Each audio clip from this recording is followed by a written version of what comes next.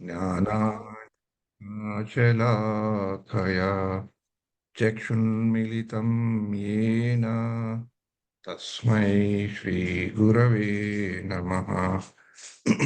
హరే కృష్ణ కృష్ణ కృష్ణ హరే హరే హరే రామ రామ రామ హరే హరే. మనం ఈరోజు హరే కృష్ణ ప్రభుజీ. భగవద్గీతలో హరే కృష్ణ హరే కృష్ణ ప్రభుజీ. ఏం లేదు. హరే హరే కృష్ణ. కృష్ణ. మనం ఈరోజు భగవద్గీతలో 2వ అధ్యాయంలో ఇంకొన్ని శ్లోకాలు చదువుకోవడానికి ప్రయత్నిద్దాం. ముఖ్యంగా భగవద్గీతలోని 2వ అధ్యాయంలో 48వ శ్లోకం నుంచి 53వ శ్లోకం వరకు చదువుకోవడానికి ప్రయత్నిద్దాం. ఇంతకు ముందు కూడా మనం కొన్నిసార్లు చెప్పుకున్నాం. 2వ అధ్యాయాన్ని భగవద్గీత యొక్క సారాంశం కింద కూడా చెప్పబడుతుంది. శ్రీకృష్ణుడు ప్రప్రదంగా అర్జునుని ఉత్సాహపరుస్తూ ఉత్తేజపరుస్తూ యుద్ధం చేయమని చెప్పే ప్రక్రియలో అర్జునుడికి అనేక రకాలైన జ్ఞానాలని ఆరు యోగాలని కృష్ణుడు అర్జునుడికి చెప్పడం జరుగుతుంది. ముఖ్యంగా 2వ అధ్యాయంలో 1వ శ్లోకం నుంచి 10వ శ్లోకంలో అర్జునుడిలో ఉన్న సందిగ్ధ పరిస్థితి, అనిశ్చితమైన పరిస్థితి, అర్జునులో ఉన్న ఉద్వేగాన్ని ఉపశమనించడం కొరకు కొన్ని వాక్యాలు శ్రీకృష్ణుడు అర్జునుడికి చెప్పి తాను ఎవరో గుర్తు చేసుకునేటట్లు చెప్పి, అర్జునుడు శ్రీకృష్ణుని తద్వారా ఒక శిష్యుడి కింద తనను స్వీకరించమని చెప్పి శరణాగతి వేడుకొని శ్రీకృష్ణుడిని నిర్దిష్టంగా తనకి ఏది మంచో ఏం చెయ్యాలో చెప్పమని అర్జునుడు కృష్ణుని అడిగినప్పుడు శ్రీకృష్ణుడు మొదట అర్జునుడికి జ్ఞాన యోగం గురించి చెప్పడం జరుగుతుంది. ఇది 11వ శ్లోకం నుంచి మనకు 30వ శ్లోకం వరకు ఈ జ్ఞాన యోగంలో భాగంగా ముఖ్యంగా అర్జునుడికి శరీరము, ఆత్మ, వాటి యొక్క సంబంధము, వాటికి ఉండే వ్యత్యాసము, ఆత్మకుండే గుణగణాలు, ఆత్మ నిరంతరము ఎలా ఉంటుందో, శరీరం ఎలా క్షయిస్తుందో, ఆత్మ ఎలా క్షయించదో, వాటి గుణగణాలు చెప్పి నువ్వు భౌతికమైన బంధాలు, ఈ శారీరకమైన బంధాలని విడనాడి ఆత్మ సంబంధాన్ని, ఆత్మ సాక్షాత్కారాన్ని పెంచుకోమని చెప్తూ అందువలన నువ్వు యుద్ధం చేయాలి అని చెప్పారు. తర్వాత 2వ అధ్యాయంలో 31 శ్లోకం నుంచి 38వ శ్లోకం వరకు కర్మకాండని అర్జునుడికి ప్రవేశపెట్టారు. అర్జునుడికి చెప్పారు శ్రీకృష్ణుడు. దాంట్లో ఏం చెప్పారంటే, కర్మకాండ అంటే మనకు అందరికీ తెలిసిందే. వేదాల్లోనూ మన మామూలుగా చేసుకునే పూజలు పునస్కారాలు, నోములు, వ్రతాలు, వీటన్నిటిలో ఉండేదే మనం కర్మకాండలో ఉండే విషయాలు. అంటే ఇది సత్యనారాయణ వ్రతాలు అవన్నీ చేస్తుంటారు కదా. దానివల్ల జరిగేది ఏంటి అంటే ముఖ్యంగా ఇది చేస్తే ఈ లాభం వస్తుంది, ఇది చేస్తే ఈ నష్టం రాకుండా ఉంటుంది, అలాంటి ఉద్దేశంతో చేసేవి. ఎందుకంటే అర్జునుడికి కూడా ఈ కర్మ మీద కొంచెం ప్రశ్నలు ఉండను. ఇది చేయడం వల్ల నాకు పాపం వస్తుందా రాదా, ఏది చేస్తే పుణ్యం వస్తుంది, ఏమైతుంది, ప్రశ్నలు ఉన్నాయి. కాబట్టి అర్జునుడికి కర్మకాండ గురించి చెప్తూ 31 శ్లోకం నుంచి 38వ శ్లోకం వరకు యుద్ధం చెయ్యి. ఈ కర్మకాండ యొక్క దాంట్లో అర్జునుడికి ముఖ్యంగా చెప్తారు ఏంటంటే, నీ ధర్మాన్ని నువ్వు పాలించు, యుద్ధరంగంలో నువ్వు ఓడిపోయినా సరే నీకు పైలోకాల ప్రాప్తి ఉంటుంది, గెలిస్తే ఎనీవే నీకు సర్వ సుఖాలు వస్తాయి అని చెప్తూ అర్జునుడిని ఇంకా ఉత్సాహపరుస్తారు. దాని తర్వాత 39వ శ్లోకం నుంచి 53వ శ్లోకం వరకు బుద్ధి యోగంని ప్రవేశపెడతారు శ్రీకృష్ణుడు. ఆ బుద్ధి యోగం చెప్తూ కూడా యుద్ధం చేయమనే చెప్తూ ఉన్నారు. దాంట్లో ఎలాంటిది బుద్ధి యోగం ఏంటంటే నిష్కర్మ కామయోగం. పని చేయాలి కానీ దాని యొక్క ఫలితాల మీద ఆశ పెట్టుకోకూడదు అని చెప్పారు. ఆ శ్రేణిలో ఉండే శ్లోకాల్లో ముఖ్యంగా భగవద్గీతలో బాగా ప్రాచుర్యమైన శ్లోకం 2వ అధ్యాయంలో 47వ శ్లోకం కిందటిసారి చదువుకున్నాం. ఆ 47వ శ్లోకంలో మనకి 4 ముఖ్యమైన అంశాల గురించి కూడా తెలుసుకున్నాం. ఆ 4 అంశాల్లో ఒకటి అన్నిటికంటే ఆధ్యాత్మికంగా ఇంకా ముఖ్యమైన విషయాలు అవి కూడా, వాటి గురించి కూడా చర్చించుకున్నాం. ఆ ఒక్క శ్లోకాన్ని మళ్ళీ ఒక పునఃస్మరణ చేసుకుంటూ మనం 48 నుంచి 53 వరకు ప్రయాణిద్దాం. హరే కృష్ణ. నేను స్క్రీన్ షేర్ చేసుకుంటున్నాను, మీరు చెప్పండి. మాతాజీ ఇవాళ ఎవరు సేవాదారి శ్లోకాలకి శ్లోకము కేవలము ఈ అర్థమే చదవండి మాతాజీ. ఓకే. యా కనబడుతుందా? 2.47 ప్రభుజీ. 2. కర్మణ్యేవాధికారస్తే మా ఫలేషు కదాచన మా కర్మ ఫల హేతుర్భూత్మా తే సంగోస్త్వ కర్మణి. ఇది చదవండి మాతాజీ. విద్యుక్త ధర్మంను నిర్వర్తించడందే నీకు అధికారం కలదు, కానీ కర్మఫలమునందు కాదు.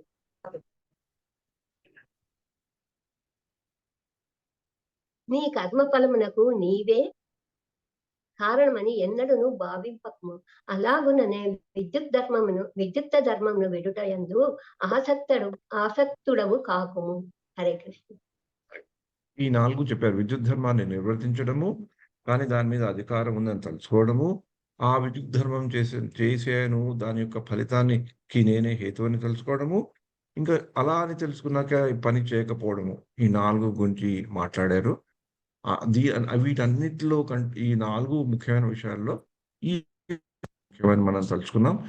నీ కర్మ ఫలములకు నీవే కారణము, అంటే నీవే హేతువు అని ఎన్నడూను భావించకము అని చెప్పారు.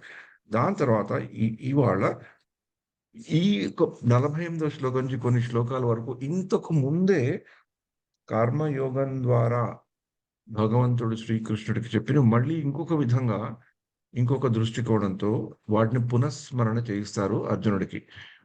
ఆ శ్లోకాలేవో చదువుకుందాం. హరే కృష్ణ ప్రభు.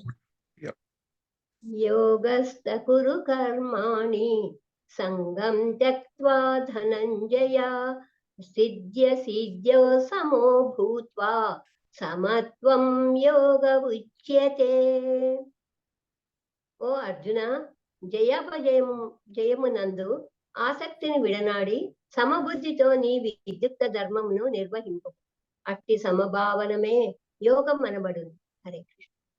హరే కృష్ణ. ఈ యొక్క చిన్న పర్పోర్ట్ కూడా చదువుతుందా, ఎందుకంటే ముఖ్యం వచ్చే శ్లోకాల్లో మనకి ఇది కూడా చదవండి మాత్రమే. యోగమునందు వర్తించుమని అర్జునుడితో శ్రీకృష్ణ భగవానుడు పలుకుచున్నాడు. ఆ యోగం అనగానేమి? సదా కలత పెట్టు ఇంద్రియములను అదుపు చేసి భగవానుని యందు మనస్సును సంలగ్నం చేయుటయే యోగము. మరి ఆ భగవానుడెవ్వరు? దేవదేవుడైన శ్రీకృష్ణుడే భగవానుడు. అట్టి శ్రీకృష్ణుడే స్వయముగా యుద్ధము చేయమని పలుకుచున్నందున యుద్ధ ఫలములతో అర్జునుకు ఎట్టి సంబంధము లేదు. లాభము లేదా జయమనటి విషయము శ్రీకృష్ణుడే చూచుకొనగలడు. కనుకనే కేవలము తన ఆదేశానుసారము వర్తించుమని అర్జునుడు శ్రీకృష్ణునిచే ఉపదేశింపబడినాడు. శ్రీకృష్ణుని ఆజ్ఞను అనుసరించుటయే నిజమైన యోగము. అట్టి విధానము కృష్ణ భక్తి రసభావన యందు పాటింపబడును. కృష్ణ భక్తి భావన యందే మనుజుడు తాను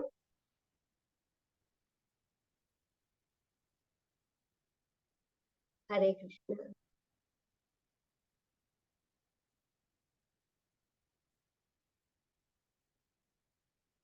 యోగం నందు వర్తించుటకు కృష్ణ భక్తి భావన యందే మనసుడు తాను యజమాని నన్నటి భావనను త్యజింపగలడు. కావున శ్రీకృష్ణునకు లేదా శ్రీకృష్ణుని దాసునకు అతడు దాసుడు కావలను. కృష్ణ భక్తి రసభావన యందు కర్మ నరించుటకు అది ఏ సరి అయిన మార్గం. అట్టి మార్గమే యోగం నందు వర్తించుటకు అతనికి తోడ్పడగలదు. అర్జునుడు క్షత్రియుడు మరియు వర్ణాశ్రమ ధర్మ విధానమును పాటించువాడు. వర్ణాశ్రమ ధర్మముల ముఖ్యోద్దేశము విష్ణువును సంతృప్తి పరచుటయేనని విష్ణు పురాణం నందు తెలుపబడినది. ఈ భౌతిక జగమునందు ప్రతి ఒక్కరూ స్వీయ తృప్తినే వాంఛింతురు. కానీ వాస్తవమునకు ప్రతి ఒక్కరూ శ్రీకృష్ణునే సంతృప్తి పరచవలెను గాని స్వీయ సంతృప్తికై ఆరాటపడరాదు పడరాదు. అనగా శ్రీకృష్ణుని సంతృప్తి పరపనిదే వర్ణాశ్రమ ధర్మ నియమములను ఎవ్వరును చక్కగా పాటించలేరు. శ్రీకృష్ణుడు తెలిపిన రీతిగా వర్తింపవలెనని అర్జునుడు పరోక్షముగా బోధింపబడుచున్నాడు. హరే కృష్ణ. ఇక్కడ ఈ యొక్క దీంట్లో మనకి 2 ముఖ్యమైన విషయాలు తెలుస్తాయి. ఒకటి, కావున శ్రీకృష్ణకు లేదా శ్రీకృష్ణుని దాసునకు అతడు దాసుడు కావలెను. మనకి భగవద్గీతలో 2వ అధ్యాయంలో 7వ శ్లోకంలో అర్జునుడు స్వయంగా తనే చెప్తాడు. "నువ్వు నా గురువువి, నేను నీ శిష్యుడిని, శరణాగతి పొందాను" అని చెప్పినా కూడా ఇంకా అతనికి శ్రీకృష్ణుడు ఆహ్, జ్ఞానయోగం అయ్యాక, కర్మయోగం అయ్యాక, బుద్ధి యోగంలో కూడా చెప్తున్నా కూడా ఎక్కడో అక్కడ ఇంకా ఒక సంశయం లాంటిది ఉంది ఏమో అని భావిస్తున్నట్లు శ్రీకృష్ణుడు మళ్ళీ మళ్ళీ అర్జునుడికి తన యొక్క స్థితిని గుర్తు చేస్తున్నాడనమాట. అందుకనే ఈ ఈ శ్లోకంలో మనకి అర్థంలో అర్జున, జయాపజయములను ఆసక్తిని విడనాడి సమబుద్ధితో నీ విద్యుత్ ధర్మమును నిర్వహింపు. అంటే నువ్వు గెలుస్తావా, ఓడతావా, మంచా, చెడా అన్నదాన్ని వదిలేసేయి. ఇంతకుముందు శ్లోకాల్లో కూడా మనం తెలుసుకున్నాం. యుద్ధము కొరకే యుద్ధం చేయమన్నాడు. ఆ ప్రయత్నంలో నీకేం భయం అక్కర్లేదు. నువ్వు సరిగ్గా చేయలేకపోయినా, తప్పుగా చేసినా, పూర్తిగా చేయలేకపోయినా నీకొచ్చే ఫలితం నీకొస్తుంది. ఆ ప్రయత్నంలో, ఆ బుద్ధితో నువ్వెప్పుడైతే ఏకసూటిగా నీవు నీ పనులను చేస్తూ నీవు చేసిన పనులకొచ్చే కర్మల యందు ఆసక్తి గాని, దాని యొక్క హేతు గాని కాకుండా, అలాగని ఉత్తినే కూర్చొని ఉండకుండా నువ్వు ముందరికి వెళ్ళు అని చెప్తూ, ఆ ఏ ఏ ఏ దృష్టికోణంతో, ఏ మనోస్థితితో వెళ్ళాలంటే నువ్వు ఒక దాసుడి కింద, భగవంతుడి యొక్క దాసుడి కింద, భగవంతుడి యొక్క దాసుల కింద ఉండడానికి వెళ్ళు. ఎందుకంటే మన ఆత్మ యొక్క ముఖ్యమైన, ప్రామాణికమైన, సహజమైన ప్రవృత్తి ఏంటి అంటే ఎప్పుడు భగవంతుడికి ఒక దాసుడి కింద ఉండడం. సేవ, సేవ అనేది మనకి చాలా ప్రకృతి పరంగా వచ్చినదనమాట. మనమేమో దాని గురించి సేవా భావం అనేది మనకి ఆటోమేటిక్‌గా వస్తుంది. ఎలాగైతే పుట్టాక మనం శ్వాసను తీసుకోవడం, వదిలేయడం, శ్వాస తీసుకోవడం వల్ల మనకి జీవం మనలో ఉంటుందో, అలానే ఆత్మకు కూడా ఆ సేవ చేయాలనే భావన ఉంటుందనమాట. ఆటోమేటిక్‌గానే ఉంటుంది. కానీ ఆ సేవ ఎవరి కొరకు చేస్తున్నాము, ఎందుకు చేస్తున్నాము అనే దాంట్లోనే మనకి మన యొక్క రూట్ మారిపోతుంది. కరెక్ట్ రూట్‌లో వెళ్తున్నామా? వేరే రూట్ పట్టుకుంటున్నామా? ఆ రూట్ మారిపోతుంది గనుక, ఆ రూట్ నుంచి మనం ఆ రూట్‌లో ఉన్నవాళ్ళం గనక, ఆ వేరే వక్రదారిలో ఉన్నవాళ్ళం గనక, ఆ రూట్ నుంచి స్లోగా వచ్చి, ఈ రూట్‌లో ఎక్కడైనా ఏదైనా జంక్షన్ ఉందా? ఆ జంక్షన్‌లో తీసుకొని మనం బండి మారి కరెక్ట్ బస్ ఎక్కాలి. ఆ జంక్షన్స్ మన జీవితంలో ఎన్నో వస్తుంటాయి. కానీ మనం ఒకప్పుడు ఆ జంక్షన్‌లు తీసుకుంటాం, ఉపయోగించుకుంటాం. ఒకప్పుడు ఉపయోగించుకోం. ఆ జంక్షన్‌లో ఉండే బస్సులనుకోండి, రైళ్ళనుకోండి, ఏదైనా అనుకోండి. గురువుల రూపంలోనో, ఆధ్యాత్మిక విషయాలైన గ్రంథాల రూపంలోనో, ఇంకొకళ్ళని చూసి మనకి ప్రేరణ కలిగితే వాళ్ళు మన జీవితంలో కనబడటము, ఇంకోళ్ళెవరో వచ్చి ఈ సత్సంగంలోకి రా, భగవద్గీతని పట్టుకొని చదువుకో అని చెప్పేవాళ్ళు ఎంతోమంది బస్సు రూపంలోనో, జంక్షన్ రూపంలోనో మనకి వస్తూనే ఉంటారు.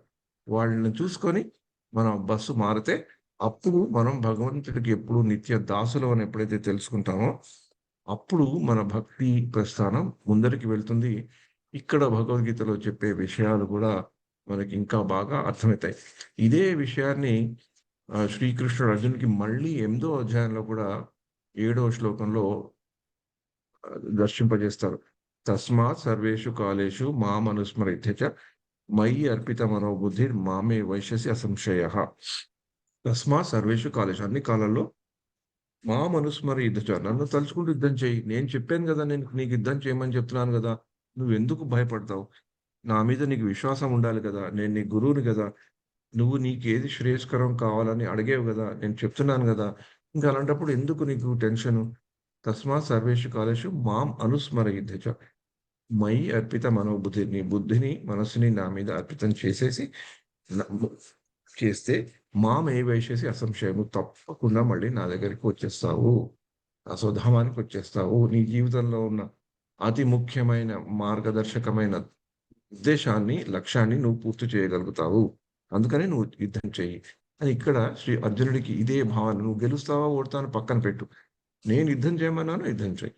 అలాగే మనం గూడా ఈ వేద వాంగ్మయాల్లోనూ, వేద సాహిత్యాల్లోనూ పెద్దలు చెప్పినవి ఎంతో అంత మనకి మనం అన్వయించుకొని మనం పాటించగలిగినట్లు పాటించగలిగేవి కొన్ని ప కొన్ని డైరెక్ట్‌గాను, కొన్ని పరోక్షంగాను, కొన్ని ప్రత్యక్షంగాను, కొన్ని మనసుతోటే చేయగలిగితే, అలా మన యొక్క మనో ప్రవృత్తిని శుద్ధి చేసుకోగలిగితే, మనం కూడా ఎప్పుడు భగవంతుడికి ఒక దాసుల కింద, భగవంతుడి యొక్క భక్తులకు ఒక దాసుల కింద ఉండగలిగే పరిస్థితిని మనం మన జీవితాల్లో కల్పించుకోగలిగితే, మనకి కృష్ణుడు ఇంకా, ఇంకా ముందర చెప్పేవి ఇంకా బాగా అర్థమైతాయని పెద్దలు చెప్పారన్నమాట.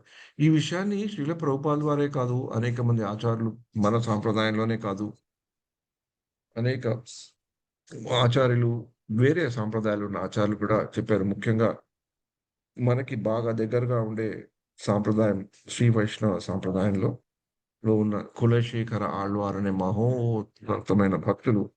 ఆయన భక్తుడే కాకుండా మంచి పేరు ప్రఖ్యాతలున్న రాజు, భక్తుడు, చాలా ఉచ్చ కోటిలో ఉండే కవి. ఆ 3 అన్ని ఉన్నత స్థితిలో ఉన్న అతను గూడా ఆయన ఒక శ్లోకంలో నేనెప్పుడు ఒక దాసులుగా ఉండాలి. అలా ఉండేటట్లు నన్ను చేయమని భగవంతుడిని ఆయన ప్రార్థించాడు ఆ ముకుందమాలలో. అలాగే ఇక్కడ గూడా అర్జునుడికి శ్రీకృష్ణుడు చెప్తున్నారనమాట. ఈ యొక్క దీంట్లో ముఖ్యమైన అంశం శ్రీల ప్రభుపాల్ తన భాషణం ద్వారా పెట్టిందేంటంటే వర్ణాశ్రమ ధర్మం. ఈ వర్ణాశ్రమ ధర్మం అనేది ఇస్కాన్‌లో అంతర్జాతీయ కృష్ణ భావనామలో చాలా పెద్ద టాపిక్. చాలా చాలా విషయాలు చాలా మంది దీని గురించి ప్రస్తావించడం, వ్యాసాలు రాయటం శ్రీల ప్రభుపాదుల వారే తమ జీవిత కాలంలో ఈ వర్ణాశ్రమం విషయాన్ని గురించి చెప్పారు. కానీ ఇక్కడ కేవలము క్లుప్తంగా శ్రీల ప్రభుపాదుల వారు తమ భాషణలో వర్ణాశ్రమం యొక్క ముఖ్యమైన ఉద్దేశ్యం, వర్ణాశ్రమ ధర్మం యొక్క ముఖ్య ఉద్దేశ్యం విష్ణువును సంతృప్తిపరచుటే అని విష్ణు పురాణం తెలుపుతోంది. అంటే భగవంతుడి కొరకు ప్రీత్యర్థం కొరకే ఉన్నాయి ఈ వర్ణాలు, ఆశ్రమాలు. ఎందుకంటే ఇంతకు ముందు కర్మకాండ చెప్తూ ఆశ్రమాల యొక్క ఉల్లేఖ శ్రీకృష్ణుడు అర్జునుడికి చెప్పాడు. ఏమిటంటే నువ్వు క్షత్రియుడవి, నీ ధర్మం యుద్ధం చేయటము, నువ్వు ధర్మ క్షేత్రంలో ఉన్నావు. ధర్మ యుద్ధం చేయాలి. నీ యుద్ధం నీ కొరకు చేయట్లేదు.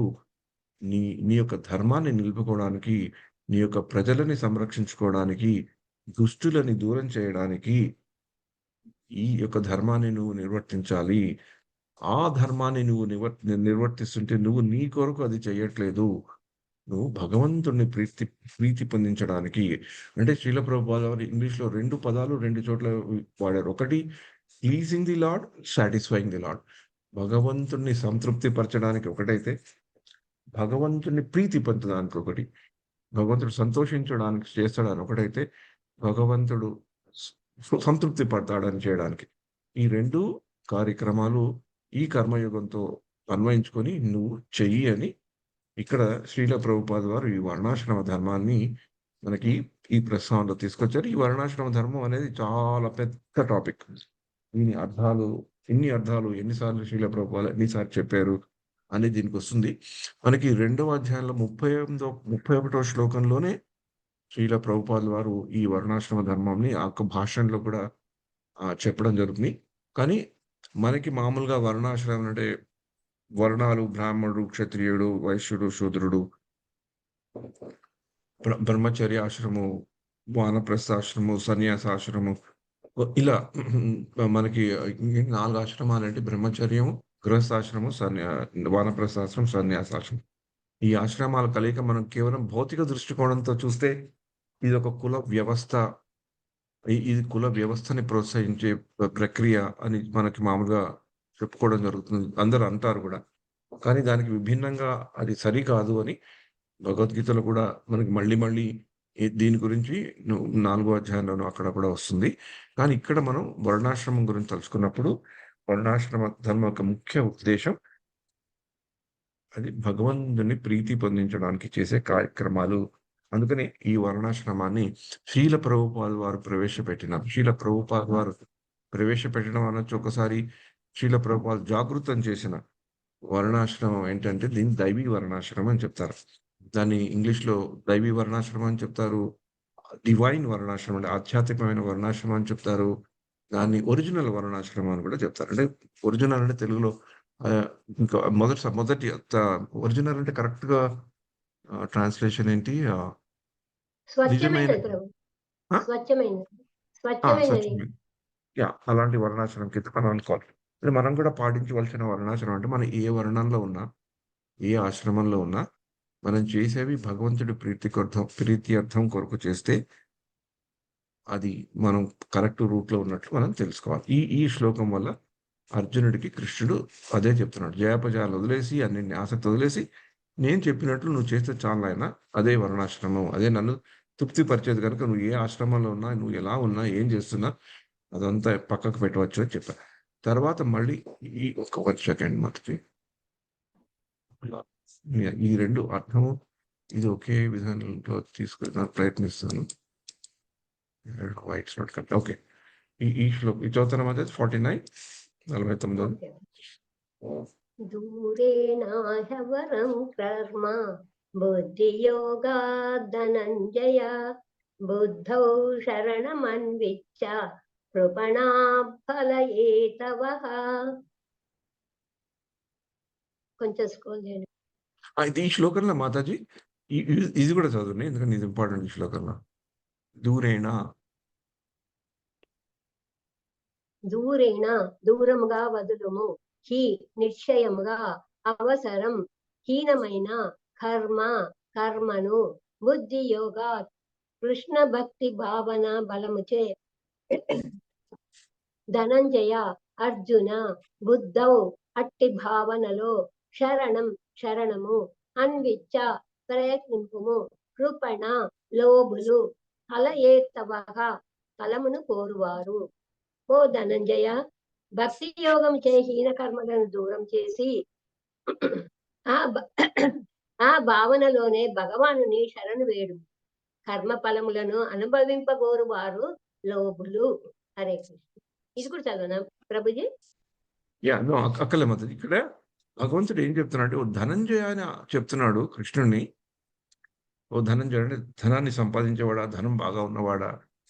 ధనాన్ని సంపాదించే శక్తి గలవాడా? అని ఎన్నో ఎన్నో విధాలుగా అనొచ్చు. అర్జునుడికి ఒక పేరు ధనంజయుడు. మనం మామూలుగా కూడా మన వాళ్ళకి కూడా చూసుకుంటాం కదా! ధనంజయుడు, ధనంజయ అని పేరు పెట్టుకుంటారు పిల్లవాళ్ళకి. భక్తి యోగముచే భక్తి యోగం చేస్తూ ఇక్కడ కృష్ణుడు చాలా ఒక ఇంట్రెస్టింగ్ పదం వాడారు. హీన కర్మలను దూరం చేసి అబామినబుల్ యాక్టివిటీస్ అంటారు ఇంగ్లీష్‌లో. అంటే మనకు అనిపిస్తుంది హీన కర్మలు అర్జునుడు ఏం చేశాడు? అర్జునుడు అంత అంత మరీ దారుణమైన వ్యక్తి కాదు కదా! యోధుడు యుద్ధంకొచ్చాడు. నేను భయపడ్డాడో, ఏదో అయింది. మోహపడ్డాడో, మోహవశుడయ్యాడో, నేను యుద్ధం చేయనని చెప్తూ కొన్ని కారణాలు కూడా చెప్పాడు గదా! ఆ కారణాలు కూడా కొంచెం సమంజసంగానే ఉండే కారణాలే కదా! కానీ అలా యుద్ధం నుంచి పారిపోవడం, యుద్ధం నుంచి వెళ్ళిపోవడం అంత హీన కర్మనా? అని ఒక ప్రశ్న మనకి రావచ్చనమాట. ఎందుకు కృష్ణుడు అంత స్ట్రాంగ్ పదం వాడాడు? ఏదో ఒక మన ఇంట్లో ఉన్నాననుకోండి, నేనున్నాననుకోండి ఇది మామూలుగానే అంటే నా వ్యక్తిగతమైన చెప్తాను. ఒకప్పుడు నాకు స్వీట్‌లన్నా స్వీట్‌లన్నా నాకు పళ్ళన్నా ఇష్టం. కానీ నేను ఒకప్పుడు అవి ఎక్కువ తినేస్తున్నాను. నా శరీరానికి హాని కలిగిస్తుందని అప్పుడప్పుడు నా సతీమణి దాచేస్తుంటుంది అక్కడిక్కడ.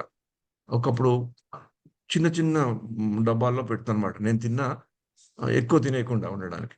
కానీ అప్పుడప్పుడు నేను ఎలకలాగా ఎళ్ళి ఆమె లేనప్పుడు అటు ఇటు చూసుకొని దాన్ని దక్కించుకొని కొన్ని ఎక్కువ తింటా. కానీ అది తిన్నందుకు నన్నొచ్చి "నువ్వు చాలా హీన కర్మలు చేస్తున్నావని" నన్ను దూషించడం అంత బాగుండదు గదా! అది హీన కర్మ కాదు. ఏదో కొంచెం నాకిష్టం ఉంది. 2 పళ్ళు తిన్నాను. 2 పళ్ళ ముక్కలు తినబోయి 6 పళ్ళు ముక్కలో, 5 పళ్ళ ముక్కలో తిన్నాను. ఒక స్వీట్ తినబోయి 2 స్వీట్లు తిన్నా. కానీ అది నాకు హాని కలిగించవచ్చు నా శరీరానికి. అది నా ఇంద్రియ తృప్తి కొరకు నేను నా ఇంద్రియ నిగ్రహం లేదని మళ్ళీ చూపెట్టే ఒక విషయం కింద తీసుకొని కూడా నేను నన్ను సరిదిద్దుకోవడానికి ఆవిడ నా శ్రేయోభిలాష గనుక చెప్పడం సమంజసమే.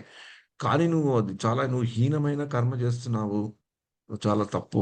ఇది చాలా హీనమైన కర్మ అని అంటే, నేను చేసే తప్పుడు పనికి ఆవిడ నాకు చెప్పే పరుషమైన మాటకి సమంజసం ఉండదు. అంతే గదా! అలా నేను అనుకుంటున్నాను.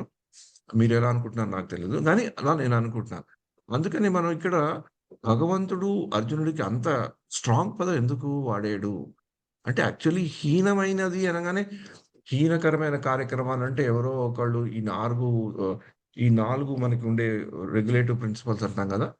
4 మనం పాటించవలసిన రెగ్యులేషన్స్ వాటిల్లో ఆహ్, ఒక పరస్త్రీలతోనో, పర పర వ్యక్తులతోనో ఒక ఇల్లిసిట్ రిలేషన్‌షిప్స్ పెట్టుకోవడం అనేది అది హీనమైన థింగ్ అంటారు. ఇంకోళ్ళని బాగా వాళ్ళని చూసి, వాళ్ళ మంచితనాన్ని ఉపయోగించుకొని మోసం చేయడం అదొక కొన్ని హీనమైన కార్యక్రమాలుండొచ్చు. ఇంకా మంచి వాళ్ళనే గాకుండా వేరే వాళ్ళని కూడా పట్టుకొని తమ స్వార్థం కొరకు మోసం చేయడం, బాధ కలిగించడము, వాళ్ళ బాధ ద్వారా ఇంకొకళ్ళకి బాధ కలిగించడము, వాళ్ళ ద్వారా ఇంకొకళ్ళకి బాధ కలిగించడం. అలాంటి పరిస్థితుల్లో, అలాంటి పనులు మనం ఎప్పుడైతే చేస్తున్నామో వాటిని మనం తలుచుకున్నప్పుడు కొంచెం హీనమైన పరిస్థితులనే చేస్తున్నాం. భగవద్భక్తులని దూషించడము. భగవద్భక్తుల యొక్క స్థితిని తెలుసుకొని దానిని ఎక్స్‌ప్లాయిట్ చేయడము. ఇలాంటివన్నీ డెఫినిట్‌గా హీన కర్మల కోవలోకే వస్తాయి. మామూలుగా మన దృష్టికోణంతో చూసుకుంటే అవి డెఫినిట్‌గా హీన కర్మలే. ఎందుకంటే మనం ఇంకొకళ్ళకి అంటే హాని అనేది మనం శారీరకంగా కలిగించవచ్చు, మానసికంగా కలిగించవచ్చు, వాళ్ళకి భౌతికంగా గూడా కలిగించవచ్చు. అంటే వాళ్ళకున్న ఆర్థిక స్థితిల్లో వాళ్ళని ఎక్స్‌ప్లాయిట్ చేసి, వాళ్ళకుండే ఏదైనా ఆర్థిక స్థితుల నుంచి మనం వాళ్ళకి కష్టం కలిగించడము, వాళ్ళకి క్షోభ కలిగించడం అనేది కూడా వస్తాయి. కానీ ఇంతకంటే గూడా ఈ హీనమైన అనే పదాన్ని, ఈ అబామినబుల్ అనే దీన్ని ఆచార్యులు భగవద్గీతని అనుసరిస్తూ భగవద్గీతని అర్థం చేసుకోవడానికి చెప్పినప్పుడు ఇంకొక అర్థం మనకు చూపెట్టారు. అలాగని ఇప్పుడు నేను చెప్పిన హీన పనుల యొక్క ఉదాహరణ అవి కూడా కరెక్టే. అవి పక్కని పెట్టమని ఎవరు చెప్పట్లేదు. అవి మనం చేస్తున్నాము అంటే చేయడానికి మనని ఈ యొక్క మన జీవితం మనని అలా గుంజుతోంది అంటే ఎక్కడో ఒక్కడ మనం ఆగి, మనం తలుచుకొని, మనం ఎలా బయట పడడానికి ప్రయత్నిస్తూ వాటి నుంచి కొంచెం దూరంగా ఉండడానికి ప్రయత్నించాలి గానీ, ఆ హీనమైన పరిస్థితిలో ఊబిలోకి దిగిపోతుంటే, మనమే కాదు మనతో పాటు ఉండేవాళ్ళు, మనకి సహకరించేవాళ్ళు, మన శ్రేయోభిలాషులు గూడా మనతో పాటు దిగిపోవాల్సొస్తుంది. అది చాలా క్లిష్టమైన పరిస్థితి. కానీ భగవద్గీత అనుసారం ఈ హీన కర్మలు గురించి చెప్పడం ఏంటంటే, ఎవరైతే కర్మలు ఫలాపేక్షతో చేస్తారో, ఆ కర్మ కూడా హీనమైన కర్మ అని చెప్పబడుతుందట. ఏ కర్మలైతే మనని జన్మ, మృత్యు, జర, వ్యాధి నుంచి మళ్ళీ బయట పడకుండా మనని వాటిలో నుంచే బంధిస్తుందో అది కూడా హీనమైన కర్మే అంట. ఏ పనైతే మనం భగవంతుడిని కేంద్ర బిందువుగా తీసుకోకుండా పని చేస్తామో అది కూడా హీనమైన పనే అట. అంటే భక్తి యోగం యొక్క ఉత్కృష్టమైన వ్యవహారాన్ని, ఆ నిర్వచనాన్ని మనకి ఆచార్యులు ప్రవేశపెట్టినప్పుడు ఆ హీన కర్మని ఆ విధంగా మనకి చెప్పారనమాట. అది మనకి ఆ యొక్క నిర్వచనం చూసుకుంటేనే భయమేస్తుంది. మనం చేసే పనులు చాలా మటుకు అలా హీన కర్మ యొక్క నిర్వచనం ఆ దృష్టికోణంతో చూస్తే మనం చేసే చాలా పనులు ఆ హీనమైన పనులలోనే వస్తాయి. అందుకని అది తెలుసుకొని అట్‌లీస్ట్ ఆ పనులు చేస్తున్నప్పుడు భగవంతుడిని గుర్తుపెట్టుకుంటూ, భగవంతుడిని ప్రార్థిస్తూ, జీవితంలో భగవంతుడు మనకొక కేంద్ర బిందువు అయ్యేటట్లు మనం నెమ్మదిగా జీవితాన్ని నడుపుకోగలిగితే, మనం ఆ హీన కర్మల నుంచి దూరమైతాం. ఇక్కడ ఎలాగైతే కృష్ణుడు అర్జునుడిని "నువ్వు హీన కర్మల నుంచి నువ్వు దూరం చేసుకో." ఆ దూరమైన భావంతో భగవానునికి శరణు వేడుము. అర్జునుడు ఆల్రెడీ చెప్పేసాడు నేను నీకు శరణు వేడుతున్నానని. కానీ ఎక్కడో కృష్ణుడికి ఇంకా డౌట్‌గా ఉంది. ఏమిటి ఈ అర్జునుడు నిజంగా శరణు తీసుకుంటా అన్నాడు గానీ, శరణ తీసుకున్నాడా? ఎందుకు ఆ కృష్ణుడికి ఆ డౌట్ రావచ్చు అని మన దృష్టికోణంతో మనకు ఉన్న బుద్ధి మేరకు ఆలోచిస్తే జ్ఞానయోగం అయిపోయింది. కర్మకాండ అయిపోయింది. నిష్కామ కర్మ అయితోంది. అర్జునుడు ఇంకా సైలెంట్ గానే వింటున్నాడు గానీ, మళ్ళీ కృష్ణుడిని ఏమి ప్రశ్నించలేదు. అంటే కృష్ణుడు ఇలా ఒకడేదైనా చెప్తూ ఉంటే ఎవరు ఏం ప్రశ్నించకుండా ఒకటి చెప్పాక ఇంకోటి చెప్పాక ప్రశ్నించకుండా, ఇంకోటి చెప్పాక ప్రశ్నించకుంటే మనకి డౌట్ రావచ్చు. ఏంటి ఈ షాల్తీ వింటున్నాడా? లేదా? వింటుంటే అర్థమైందా? లేదా? విన్నాక అర్థమయ్యాక దాన్ని పాటించాలనుకుంటున్నాడా? లేదా? అని. ఆ డౌట్ వచ్చింది గనక వచ్చిందేమో అని కృష్ణుడికి మనకి తెలుస్తుంది. అందుకని మళ్ళీ అర్జునుడికి చెప్తున్నాడు, శరణు వేడుము. కర్మ ఫలమును అనుభవింప గోరువారు లోభులు. మళ్ళీ కృపణుడు అనే పదం వచ్చింది. మనకి కృపణుడు అంటే కార్పణ్య దోషోపహత్సభావ అని వస్తుంది కదా. లోభి అనే పదం కూడా వస్తుంది కదా మనకి. ఈ లోభి అనే పదం వస్తున్నప్పుడు ఇది చాలా ఇంట్రెస్టింగ్. లోభి అనగానే మనకి మామూలుగా అర్థమయ్యేది ఏంటి? పీసినారు అనే కదా. అంటే లోభి అంటే పైసలు ఉన్నవాడు, పైసలు ఉంచుకొని ఇంకోళ్ళకి ఇవ్వని వాడు లోభి అంటాం కదా. కానీ మనకి శాస్త్ర గుణంలో ఈ యొక్క లోభికి చాలా పదాలు మనకి తెలుస్తాయన్నమాట. దీంట్లో ఆచార్యులు ముఖ్యంగా చెప్పిందంటే, ఓకే, 1 సెకండ్. ఒక్క నిమిషం. నేను I wanted to talk about 6. Okay. Anyway, కేవలము ఈ లోభి అనే పదం మనం డబ్బుతో చూసి వాడు పిసినారి వాడు, పిసినాసి వాడు అని చెప్తుంటాం కదా. అది కరెక్టే. మన దగ్గర బాగా ధనం ఉండి ఇంకోళ్ళకి ఎవరైనా అవసరం అయినప్పుడు మనం సహాయం చేయకపోవడం, కానీ ఇంకోళ్ళ డబ్బు మన దగ్గరికే ఉండాలని, ఇంకోళ్ళకి డబ్బు ఉండకూడదని కొన్ని కొన్ని ఎన్నో పిసినాసి వాళ్ళ గురించి మనం మాట్లాడుకుంటుంటాం, చెప్తుంటాం. ఆ సినిమాల్లో కూడా ఒకప్పుడు మనకది అర్థమయ్యేటట్లు, మనకి నవ్వు తెప్పించేటట్లు, వ్యంగ్యంగా, పరోక్షంగా ఉండేటట్లు మనకి చూపెడుతుంటారనమాట. దానివల్ల మనకు అర్థమయ్యేదేంటంటే అలా ఉండకూడదు అని. లోభి అనంగానే మనకు అదే గుర్తొస్తుంది. కానీ భగవత్ విషయాల్లో భగవంతుడి యొక్క భక్తి గురించి తెలుసుకొని, దాని యొక్క ఔన్నత్యం తెలుసుకొని, అలా పాటించని వాళ్ళు కూడా లోభులు. భగవంతుడు చెప్పింది పాటిం చెప్పినాక కూడా దాన్ని పాటించని వాళ్ళు కూడా కృపణులు అని మనకి తెలుస్తున్నాడు. కృపణ, లోభులు, ఫలహేత కోరువారు. కర్మలు చేసి ఫలాన్ని కోరుకునే వాళ్ళు కూడా లోభులు. అంటే మనం మామూలుగా ఏదైనా పని చేసినప్పుడు దానికి వచ్చిన ఫలాన్ని స్వీకరిస్తే అది లోభులు ఎందుకైతాం?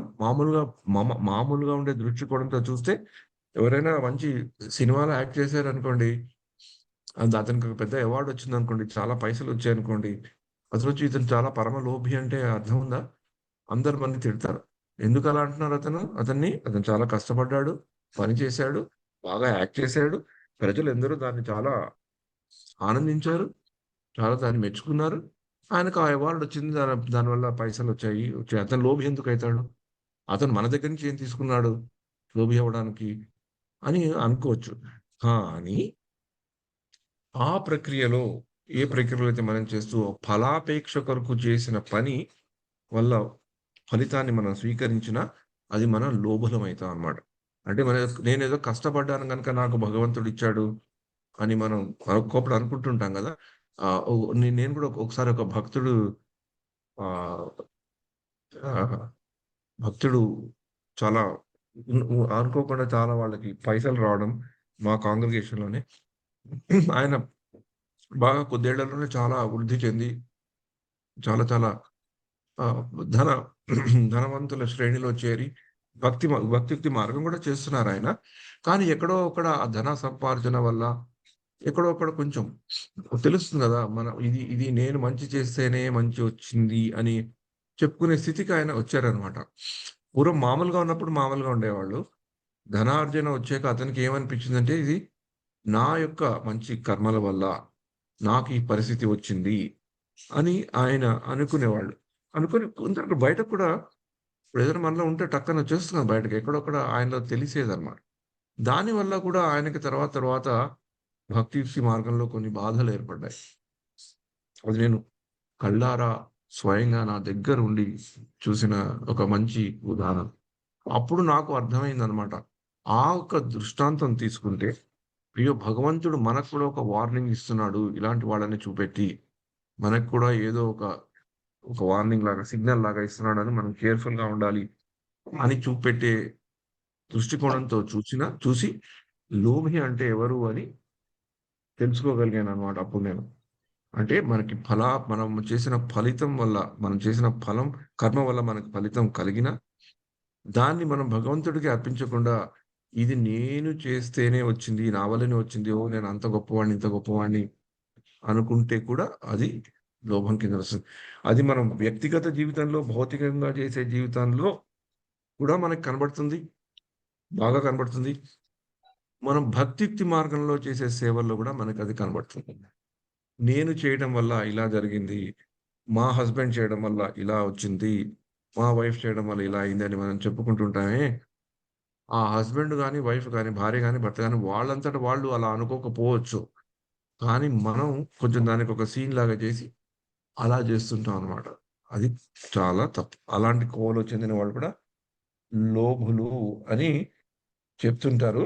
అలా చెప్తూ ఇంకొక ముఖ్యమైన విషయం మళ్ళీ ఈ శ్లోకంలో కూడా చెప్పారు ఏంటంటే, శ్రీకృష్ణ భగవానుని నిత్య దాసునిగా నిజ స్థితిని అవగతం చేసుకున్న వాడు కృష్ణ భక్తి భావన యందు పని చేయటమేనా సమస్త కలాపములను త్యజించును. అంటే ఈ యొక్క బుద్ధి యోగం ఒక దివ్యమైన ఒక ట్రాన్సెండెంటల్ లవింగ్ సర్వీస్.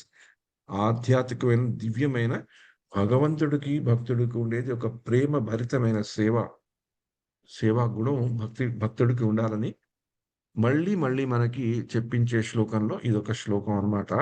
అందుకని ఈ శ్లోకంలో హీనమైన కర్మ అంటే మనకి మామూలుగా అర్థమయ్యే అర్థం కాదు.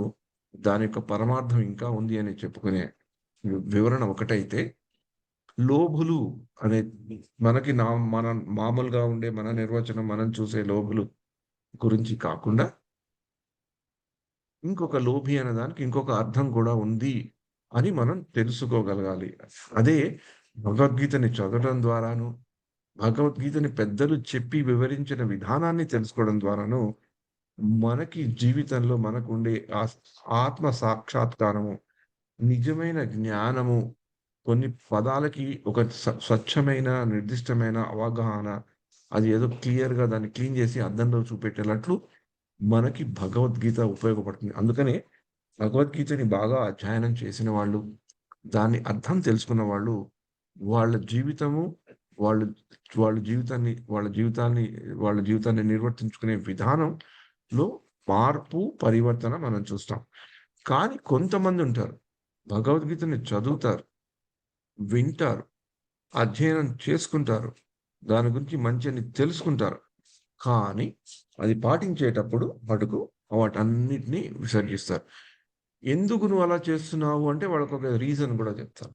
నా పరిస్థితులు ఇలా ఉన్నాయి గనక నాకు తెలిసింది నేను పాటించలేకుండా ఉన్నాను అని తాము ఒక సంజాయిషీ చేసుకుంటూ మళ్ళీ అలాంటి హీనమైన పనులు చేయడం సాగిస్తుంటారు. కానీ అది చాలా భయంకరమైన పరిస్థితి. ఎక్కడో అక్కడ ఇందాక నేను చెప్పినట్టు మనని ఎక్కడో లోతుల్లోకి తీసుకెళ్ళడమే కాకుండా, మన తోటి వాళ్ళని కూడా లోతుల్లో తీసుకెళ్ళకుండా, ఎక్కడో అక్కడ అందరినీ కూడా వాళ్ళ తోటి వాళ్ళందరినీ కూడా వాళ్ళ వాళ్ళ వాళ్ళ యొక్క వంశానికి, వాళ్ళ యొక్క ఫ్యామిలీకి, వాళ్ళు ఉండే సొసైటీకి కూడా చాలా చెడ్డ పేరు తెచ్చేటట్లు వాళ్ళు సహయోగం చేస్తారు. అలాంటి వాళ్ళు మనకు కనబడుతూనే ఉంటారు. మన దగ్గర కూడా ఒకప్పుడు ఉంటుంటారు. అందుకని మనం కూడా వాళ్ళ గురించి కూడా ప్రార్థన చేయటం, ఎప్పుడో అప్పుడు భగవంతుడు వాళ్ళకి ధైర్యం ఇచ్చి, నిలదొక్కుకొని ఇది నేను చేస్తున్నది తప్పు, ఇక్కడి నుంచి నేను బయటికి రావాలి. బయటికి రావడం కష్టమైనా బయటికి రావడానికి ప్రయత్నించాలి. కానీ బయటికి రావడం కష్టమని నేను ఇంకా తప్పులు చేస్తూ వెళ్ళకూడదు అనేది ఈ శ్లోకం. ఎవరైతే నిజంగా మనం తెలుసుకోవాలి, నిజంగా ఈ శ్లోకాన్ని గుర్తుపెట్టుకోవాలి అనుకుంటే, ఏది హీనమైన కర్మనో, ఎవరు లోభులో తెలుసుకుంటే, మనం ఏ పరిస్థితిలో ఉన్నామో, మనం ఏ కార్యక్రమాలు చేస్తున్నామో, మనకి భగవద్గీత తేట తెల్లగా మన ముందు బాగా కనబడేటట్టు బాగా ఒక ఏదైనా మనకు కనబడకుండా ఒకప్పుడు మాగ్నిఫైయింగ్ గ్లాస్ అంటారు కదా!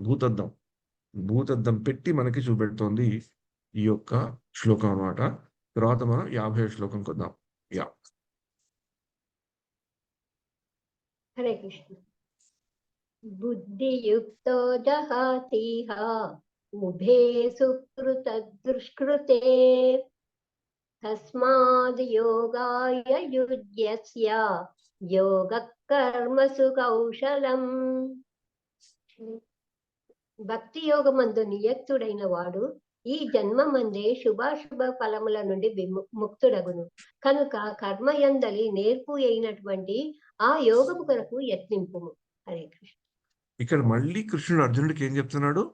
ఆ శుభాశుభ ఫలం నుంచి ముక్తుడు కా. ఆ టెన్షన్ పెట్టుకోకు. ఏది శుభము, ఏది అశుభమని. అది నిర్ణయించేది నేను. నేనిప్పుడు నిన్ను యుద్ధం చేయమని చెప్తున్నాను గనుక యుద్ధం చెయ్యి. ఈ యొక్క లాభాలాభో జయాజయో మాత్రా స్పర్శా సుఖోత్తయ, శీతోష్ణ సుఖదుఃఖద ఇవన్నిటిని ముందర కృష్ణుడు చెప్పాడు.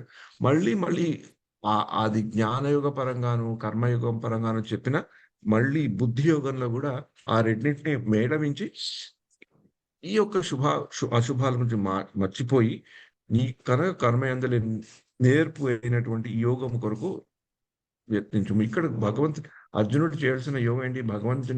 భగవంతుడిని స్మరించుకుంటూ తనది విద్యుద్ధర్మమైన యుద్ధాన్ని చేయాలి. అందుకని అది దాని గురించి నువ్వు ఏకాగ్రత పెట్టు అని ఇక్కడ చెప్పడం జరుగుతుందన్నమాట. ఇక్కడ ఏం చెప్తున్నారు? నిమిషం మాతాజీ క్లియర్‌గా మాట్లాడుకుంటారు. మాతాజీ ఈ 50 ఒక్క నిమిషం మాతాజీ. నేను మీకు శ్లోకం అర్థం ఒకే పేజీలో తీయడానికి ట్రై చేస్తున్నాను. యెస్ మాతాజీ. ఇప్పుడు 2 ఒకే దాంట్లో వచ్చినట్టు. ఓకే. కర్మజం కామ్య కర్మల వలన కలుగు బుద్ధి. మీరు శ్లోకం చదవండి మాతాజీ. 51. ఓకే. ఓకే ప్రభు. కర్మజం బుద్ధియుక్తా హి ఫలం త్యక్త్వా మనీషిణః జన్మ బంధ వినిర్ముక్తాః పదం గచ్చన్త్యనామయం.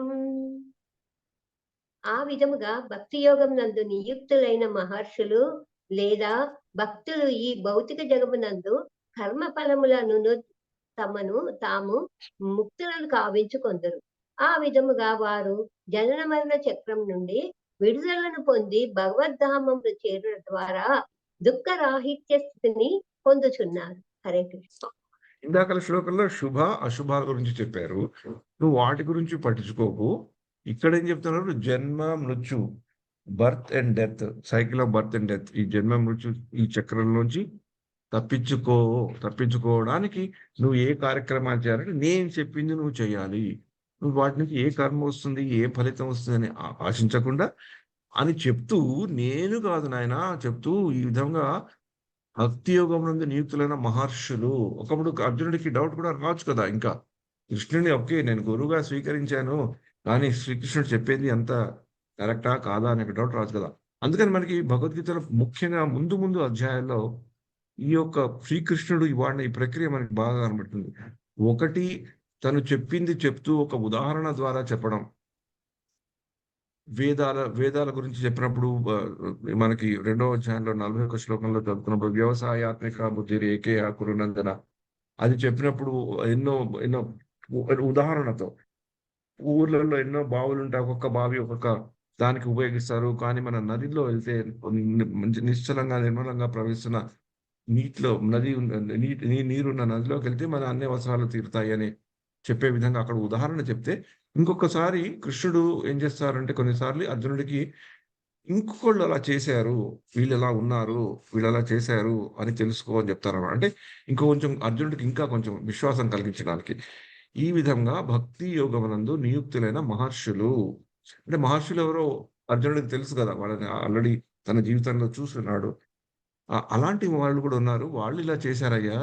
వాళ్ళు ఈ యొక్క జన్మ మృత్యు జరా వ్యాధి, జన్మ మృత్యు ఈ సైకిల్‌లోంచి బయటపడడానికి ప్రయత్నించారు. బయట పడ్డారు గూడా.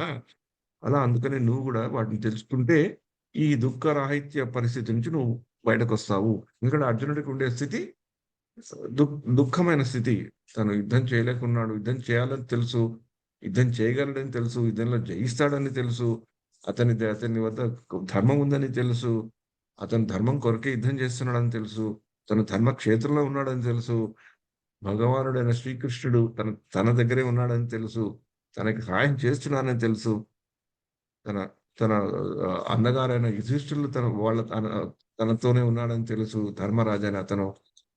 అన్నీ తెలిసినా కూడా నేను ఉద్యోగం చేయడం కాదు సార్, యుద్ధం చేయనని అంటున్నాడు కదా.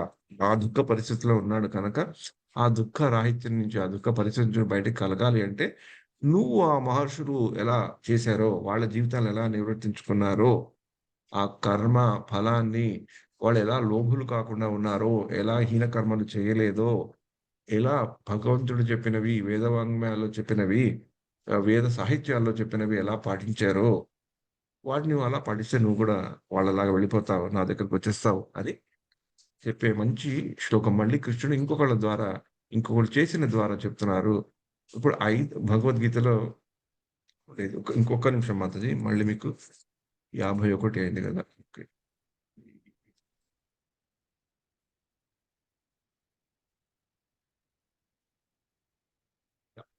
52వ శ్లోకానికి వద్దాం. యదా తే మోహకలిలం బుద్ధిర్వ్యతితరిష్యతి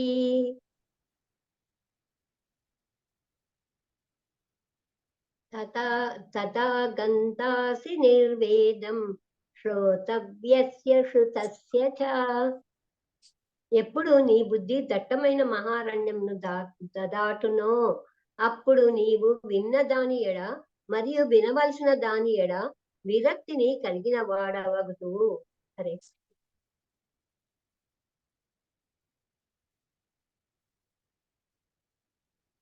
ఎప్పుడు నీ బుద్ధి దట్టమైన మహారణ్యంను దాటునో అంటే అంటే ఇక్కడ అర్జునుడు చాలా అంధకారంలో ఉన్నాడని ఇక్కడ చెప్తున్నారు.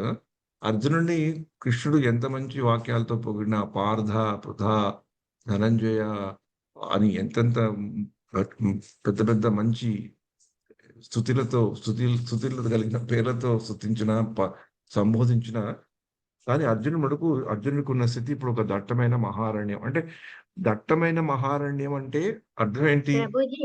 ప్రభుజీ మోహారణ్యం. ఏం ప్రభు? మోహారణ్యం.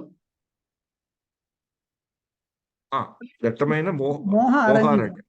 యా, కరెక్టే మరి. దట్టమైన మోహారణ్యంలో ఉన్నాడు. అంటే నేను చెప్పేది ఏంటంటే దట్టమైన అరణ్యం అంటే అర్థం ఏంటి? మనకి రెండు విషయాలు కనబడతాయి. ఒకటి అంటే చాలా పెద్ద అరణ్యంలో, దట్టంగా ఉండే అరణ్యంలో మనకి ఎవరైనా మనం దట్టమైన అరణ్యంలో పెట్టారు అనుకోండి, మనకు మొదట కలిగే భయం ఏంటి? పాములో, సింహాలో ఏవో వచ్చి మనని పట్టుకొని చంపేస్తాయని, అదే కదా భయం. మాతాజీ, ఎటువైపు నుంచి వస్తాయో జంతువులు, విష జంతువులని భయం ప్రభుజీ. మనకి ఆ భయం ఉంటుంది కదా. ఇంకొకటి ఏంటంటే మనని కాపాడే వాళ్ళు ఉండరు. అదొకటి. ఇంకోటి దట్టమైన అరణ్యం అనగానే మనకి బాగా గుర్తొచ్చే సీన్ ఏంటంటే, మనకి మామూలుగా సినిమాల్లో కూడా చూపెడుతుంటారు కదా, చాలా డార్క్ గా ఉంటుంది. సూర్యుడు కూడా రాలేడు. ఎందుకంటే అంత పెద్ద పెద్ద చెట్లు ఉంటాయి అన్నమాట. సూర్యకాంతి కూడా పడదు. అంటే చీకటిగా ఉంటుంది ఎక్కువ. చీకటిగా ఉంటుంది. పెద్ద పెద్ద చెట్లుంటాయి. ఎన్నో రకాలైన జంతువులు ఉంటాయి కదా. అదే కదా భయం. అందుకని అరణ్యాలకు వెళ్ళాలంటే కూడా భయపడతారు జనాలు. పూర్వం రోజుల్లో అంటే రాజులు వేటకి అరణ్యాలకు వెళ్ళినప్పుడు వాళ్ళకి చాలా మందితో వెళ్ళేవాళ్ళు. బాణాలు అవి ఉండేవి.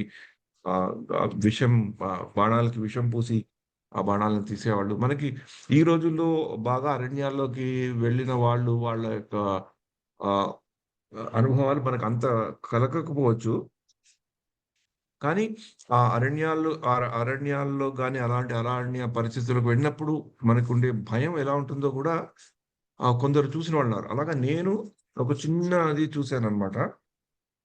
అంటే ఇది ఇది అనుకుంటాను 1967, 68, 69. నాకు 9 ఏళ్ల వయసులో ఆ రోజుల్లో. అప్పుడు మా నాన్నగారు వాళ్ళు ఏదో క్యాంప్‌కి వెళ్తే మమ్మల్ని కూడా తీసుకెళ్లారు. అహోబిలంకి వెళ్ళాం. అంటే ఇప్పుడున్న అహోబిలం ఒక రకంగా మనం చూడొచ్చు. అరణ్యాలు, మనం కొండల్లోంచి వెళ్లి ఆ నవనరసింహాలను దర్శనం చేసుకోవడము. ఇప్పటికీ అది బాగా అరణ్యాల్లానే కనబడతాయి. ఆ ట్రాక్స్ ఉండవు. ఎవరైనా మనం గైడ్‌ని తీసుకొని వెళ్ళాలి. చాలా భయంగానే ఉంటుంది. దూరంగా నడవాలి. మధ్యలో మనం ఇరుక్కుపోయామంటే మనకేమి సహాయం కూడా ఉండదు. గుంపుతో వెళ్తే పర్వాలేదు. మనం ఒంటరిగా వెళ్తే కష్టం. మొబైల్స్ కూడా పనిచేయవు. ఎవరోళ్ళు ఎక్కడెక్కడున్నారో తెలీదు. ఈవెన్ గుంపుగా వెళ్ళినా కూడా కొంతమంది ముందరికి వెళ్ళిపోతుంటారు. కొంతమంది నెమ్మదిగా వస్తుంటారు. మనం ఎక్కడో తెలీదు. మేము 216లో కూడా వెళ్ళినప్పుడు నాకు అదే పరిస్థితి ఏర్పడింది.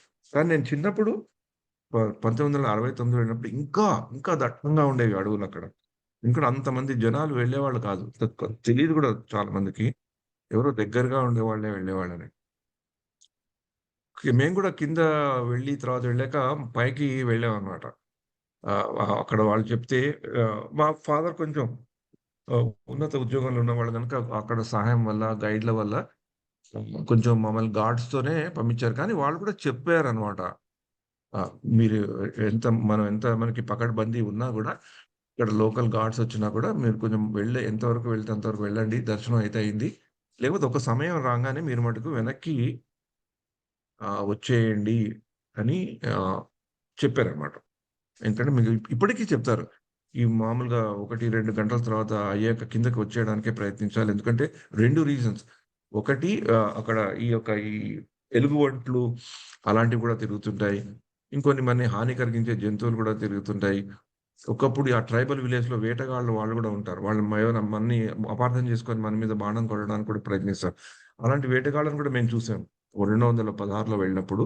వాళ్ళ బాణాలకెట్లా వాళ్ళు విషం లాంటిది పూసి వదులుతారో, అవి వాటిని జంతువులను చంపడానికి వాడతారు. అప్పుడు వాళ్ళు జంతువులను చంపడానికి వదిలినప్పుడు అది మనకు తగిలితే మనకు కూడా హానికరం. సో, అలాగా ఉంటాయి. ఇప్పటికి 216లో వెళ్ళినప్పుడు కూడా ఆ పరిస్థితి చూసాను నేను. కానీ 1968, 69 వెళ్ళినప్పుడు ఇంకా దట్టమైన కానీ అప్పుడు మా నాన్నగారికేంటంటే ఆయన కొంచెం హేతువాదంలో ఉండేవాళ్ళనమాట. రేషనలిస్టిక్ థింకింగ్ అంటారు గదా! ఆయనకన్నీ ఒక రుజువు, ప్రూఫ్ ఉంటే గాని ఆయనకి అంత నమ్మకం కలిగేది గాదు. భగవంతుడి మీద భక్తి ఉన్నా, భగవంతుడి మీద కొంచెం నమ్మకం ఉన్నా, ఈ యొక్క దృష్టికోణం మా ఫాదర్‌కుండేది. ఏమైతుంది ఏం కాదని అందరిని తీసుకెళ్లారు. 12, 1 దాటిపోయింది. అప్పటికి మా అమ్మగారు చెప్తున్నారు ఎళ్ళిపోదాం. ఏం కాదు అని కొంచెం వెళ్ళాం. దర్శనం చేసుకున్నాం. వస్తుంటే 1 కూడా దాటిపోయింది. ఆ దట్టమైన మహారణ్యం ఎందుకని చెప్పానంటే, ఆ పెద్ద అడవుల్లో సూర్యకాంతి కొంచెం పొద్దున వస్తుందేమో గానీ, మధ్యాహ్నం అయ్యాక టకటక సూర్యకాంతి బాగా పడిపోతుంది. చాలా ఈజీగా చీకటి పడిపోతుంది. మేము దిగుతూ ఉంటేనే కొంచెం బాగా చీకటి కమ్మినట్లే అనిపించింది మాకు. దాంట్లో మాకు అక్కడ ఈ ఎలుగుబంట్లుంటాయి గదా! వాటి యొక్క అరుపు వినబడింది. అంటే ఎక్కడో అక్కడ దగ్గరలోనే ఉన్నాయన్నట్లు మాకు తెలిసింది. అరుపు ఇంటెన్సిటీ ఆఫ్ ది సౌండ్ గూడా ఉంటుంది గదా! ఆ శబ్దం ఎంత దూరం నుంచి వస్తుంది, ఎంత దగ్గర నుంచి వస్తుందో మనకు తెలుస్తుంది గదా! అది ఇ అది నాకు నేను విన్నాక నేను చిన్న పిల్లవాడిని గదా! 8, 9 ఏళ్ల పిల్లవాడినప్పుడు నాకు చాలా ఫస్ట్ వాళ్ళు చెప్తుంటే విన్నది నాకు తెలుసు. ఆ విన్నది కొంచెం మా నాన్నగారు ఉల్లంఘించి వెళ్ళేతున్నారని అది కూడా కొంచెం బాధగానే ఉంది. కానీ ఏదో ఎక్సైట్‌మెంట్ ఉంది. అడవిలోకెళ్తున్నాం. నేను మళ్ళీ నా క్లాస్‌మేట్స్‌తో చెప్పుకోవచ్చు అనే ఆ యొక్క జోష్ కూడా ఉండెను. కానీ అది అరిచాక నాకు భయం పట్టుకుందనమాట. ఆ భయం ఎలాంటిదో ఒక ఒక ఒక ఒక ఇదంటారు కదా! ఆ భయాన్ని కూడా పట్టేస్తుంది మనని. భయం ఉండి భయం వెళ్ళిపోవడం ఒకటి. ఆ భయం మనని గట్టిగా మనసులో హత్తుకుపోతుందనమాట. భయం పట్టుకొని గట్టిగా మా అమ్మని పట్టేసుకొని ఏడుపు నేను. ఆహ్, బాగా భయపడి ఏడ్చాననమాట. ఏడ్చేసినప్పుడు నన్ను సంజాయించి మొత్తానికి తీసుకొచ్చేసారు. కానీ కొన్ని ఏళ్ల వరకు నాకు రాత్రి కలలో వచ్చేది. ఆహ్, రాత్రి కలలో సడెన్‌గా లేచి మళ్ళీ మా అమ్మని గట్టిగా పట్టుకునేవాడిని. నన్నేదో ఎలుగుబంటొచ్చి చంపేసినట్లు, చీట్ చేసినట్లు. అంటే ఆ అరణ్యములో అలాంటి సీన్స్ ఉంటాయన్నమాట. అందుకనే ఈ మహారణ్యంలో కానీ అర్జునుడు అలాంటి అరణ్యంలో ఉన్నాడా? లేడు. అలాంటి అరణ్యం కంటే ఘోరమైన అరణ్యంలో ఉన్నాడు అర్జునుడు. ఏంటది? దట్టమైన చెట్లు, పుట్టలు, పాములు, ఎలుగుబంట్లుండే మహారణ్యం కాదు. ఆ మహారణ్యం కంటే మోహమైన అరణ్యంలో ఉన్నాడు. ఆ మోహమైన అరణ్యం ఏంటి? చెట్లు, చేమలు ఉండే చెట్లు ఈ జంతువులుండే అరణ్యంలో ఉంటే మననెవరో తీసుకొచ్చేస్తారు.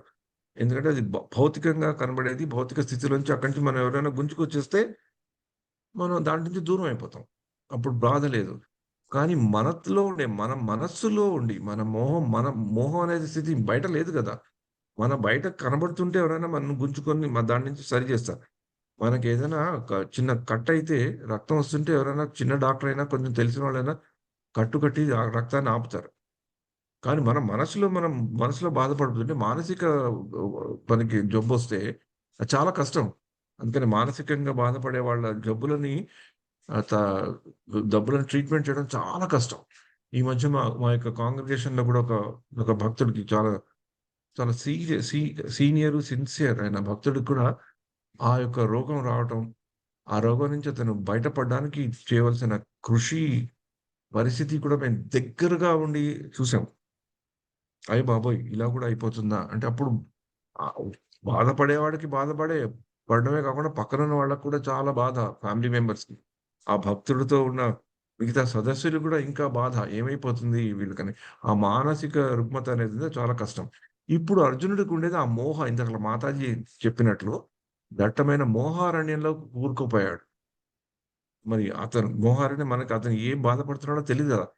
కానీ భగవంతుడు కృష్ణుడు ఈ యొక్క తెలుసుకొని ఆ అర్జునుడిని ఆ మోహమైన అరణ్యంలో చిక్కుకున్న అర్జునుడిని తన మనోస్థితి వల్ల తను తెచ్చుకున్న మనోస్థితి వల్ల బాధపడుతున్న అర్జునుడిని బయటకి తీయడానికి ఈ జ్ఞాన యోగము, ఈ కర్మయోగము, నిష్కర్మ కామయోగము చెప్తూ ఈ బుద్ధి యోగం ద్వారా యోగ అనే పరిస్థితి, యోగం అనే దానికి ఒక మంచి వివరణ మనకి ఈ శ్లోకంలోను, వచ్చే శ్లోకంలోను కృష్ణుడు చెప్తాడనమాట.